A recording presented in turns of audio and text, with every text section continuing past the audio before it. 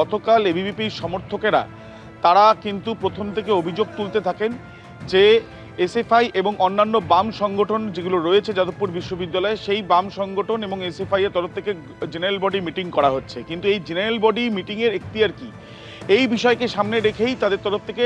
প্রতিবাদ বা তারা কিন্তু এর প্রশ্ন তুলে তারা অভিযোগ করতে থাকেন। ঠিক সেই সময় যেটা এবিভিপির অভিযোগ, তাদের উপরে হামলা করা হয় এবং তাদের বেশ কয়েকজন 6 থেকে 7 জন যারা গুরুতর আহত হয়েছে। অন্যদিকে এরপর যেটা এসএফআই তরফ থেকে এবং অন্যান্য বাম ছাত্র সংগঠনের তরফ যারা সমর্থকরা রয়েছেন তাদের তরফ থেকে যেটা অভিযোগ করা হচ্ছে যে এই যে কয়েকজন তারা যাদবপুর থানার সামনে তারা এবিভিপির সমর্থক তারা সেখানে জমায়েত করে অতর্কিতভাবে তারা 4 নম্বর গেটের কাছে চলে আসে এই যাদবপুর বিশ্ববিদ্যালয়, এবং সেখানে এক প্রকার গেট ঝাঁকিয়ে সেখান থেকে তারা লাঠি হাতে ঢুকে পড়ে এবং ঢুকে পড়ার পরে তারা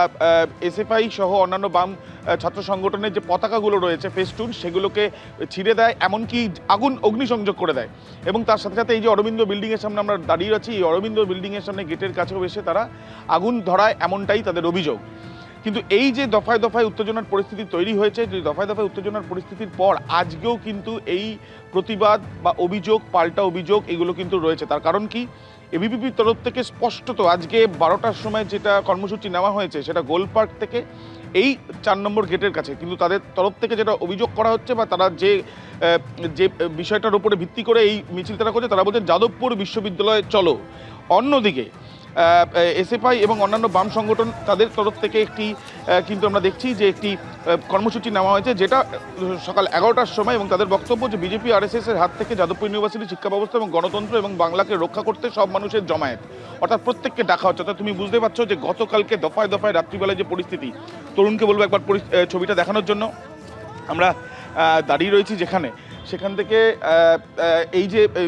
অরবিন্দ বিল্ডিং, এবং সেখানে এখনো পর্যন্ত বিভিন্ন জায়গাতে দেখা যাচ্ছে যে এই ছাই থেকে আরম্ভ করে সমস্ত কিছু পড়ে রয়েছে।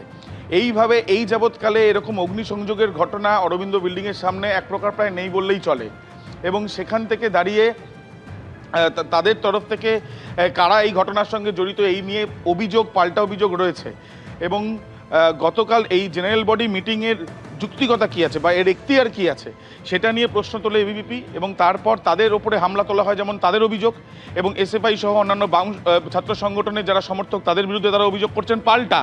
এসএফআই এবং বাম ছাত্র সংগঠনের যারা রয়েছেন সমর্থকরা তাদের বক্তব্য যে অতর্কিতভাবে যারা বাইরে থেকে এসছে তাদের মধ্যে অনেকেই ইউনিভার্সিটির ছাত্রই নয়, তারা ইউনিভার্সিটির সাথে তাদের যোগই নেই, অথচ তারা এবিভিপির সমর্থক হয়ে ভেতরে ঢুকে লাঠি হাতে ঢুকে তারা তাণ্ডব চালায়, ফেস্টুন ছেড়ে পতাকা জ্বালায়, এমনকি অরবিন্দ ভবনের বিল্ডিংয়ের সামনেও কিন্তু এইভাবে কিন্তু তারা